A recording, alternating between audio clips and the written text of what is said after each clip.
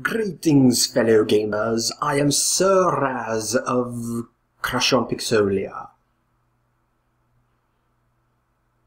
Welcome to another episode of not a vlog, because I don't want to call it a vlog.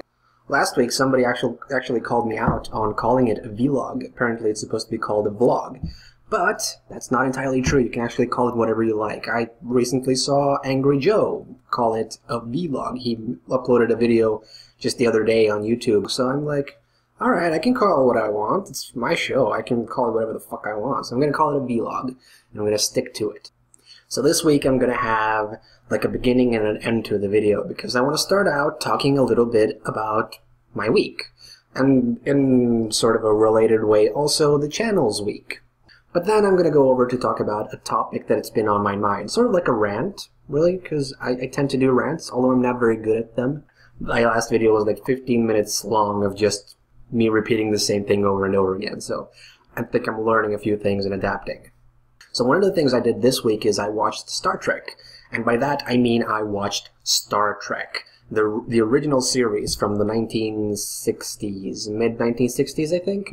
Prior to that I had watched The Next Generation, which I thought was a fantastic show. It's one of my favorite shows of all time. I loved it. So naturally I thought I might enjoy the original series as well. It turns out that I do. It's a great show. It's a fantastic show.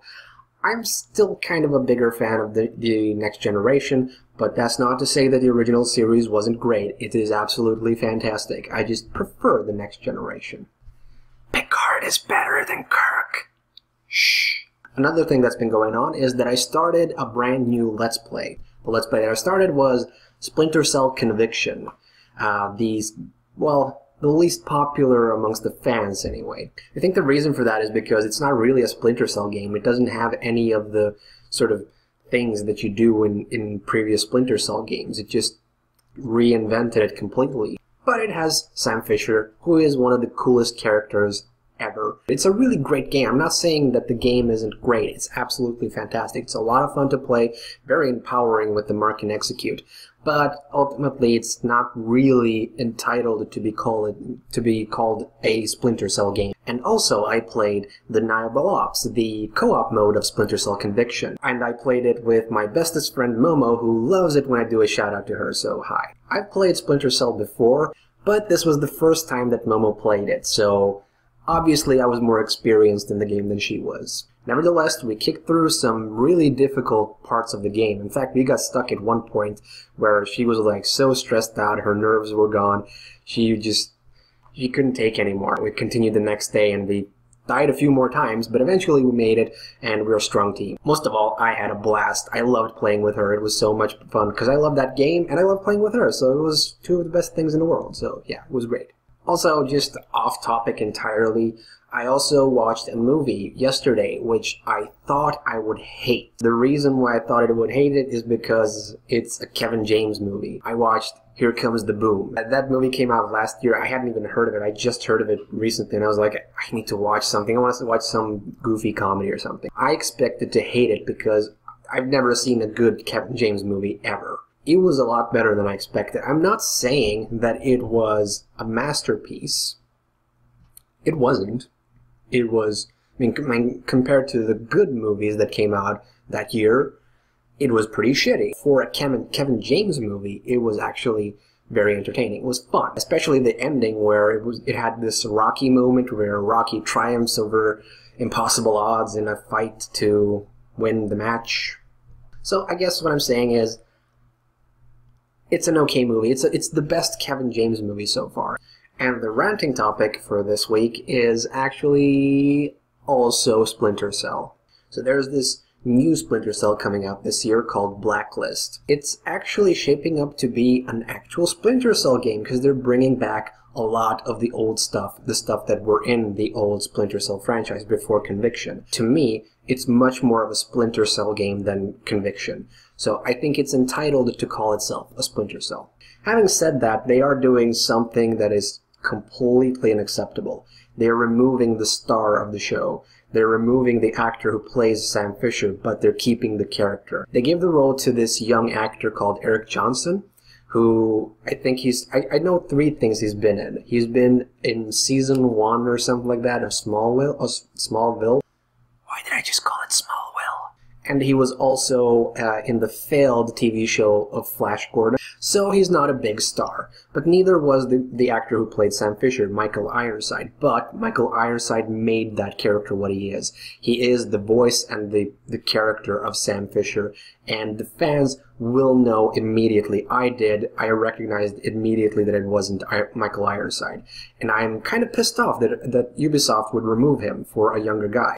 They have different reasons for doing it. I think that none of the reasons are acceptable. Mainly because I saw in one of the video documentaries they were saying that the reason is because they want to do like accurate facial captures and animations, and they wanted an actor who can do both the acting and the physical part. I don't see what the point is with that. My reaction to that whole statement in the video was, why? Here's the thing, Splinter Cell has consistently been, for the past 12 years, I think, the franchise in the video game industry with the best animations. The animations is really the reason why I fell in love with the franchise, because I remember the defining moment where I was playing, I think it was Chaos Theory, where my character, Sam Fisher, was on top of a table, and I pushed him off the ledge, and he does this great animation where he goes off the ledge, lands on the ground, bounces, and at the same time my controller rumbles to give me feedback. It was the most intense feeling of I am this character and he's moving so realistically. It was a fantastic feeling, and it made me fall in love with the franchise more than I ever had before. So already the animations were terrific. There's no reason to go that extra step where you lose the star of the show and piss off the fans who love him so much.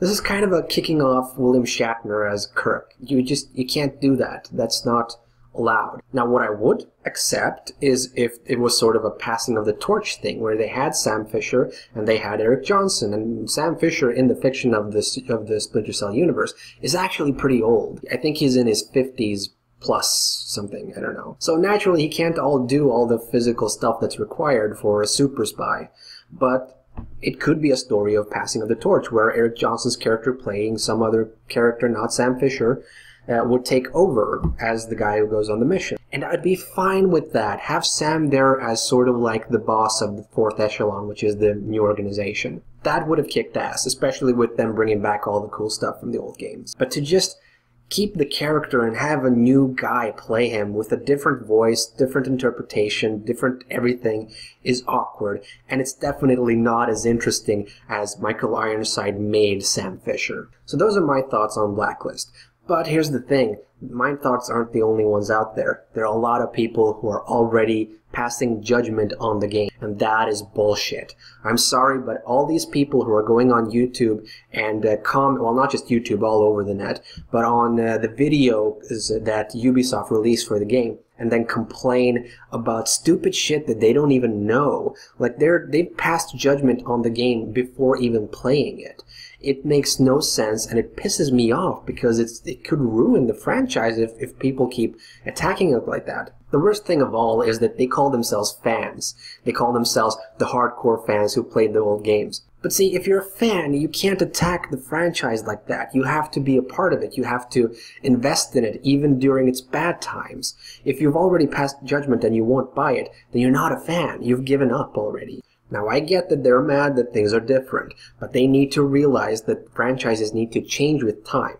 A great example is Halo. Halo gets all the time complaints for being the same all the time. Each Halo episode or entry is always the same as the other ones. Well, in order for a franchise to get out of that kind of stigma, it needs to change, and that's what they did with Splinter Cell. Now, Conviction was a step in sort of the wrong way, but I think they're amending that and trying to make it better now, and I applaud that. They need to do a better job, but at least they're going in the right direction now. So all I really have to say is to all the people who call themselves hardcore fans, stop judging the game before you even play it.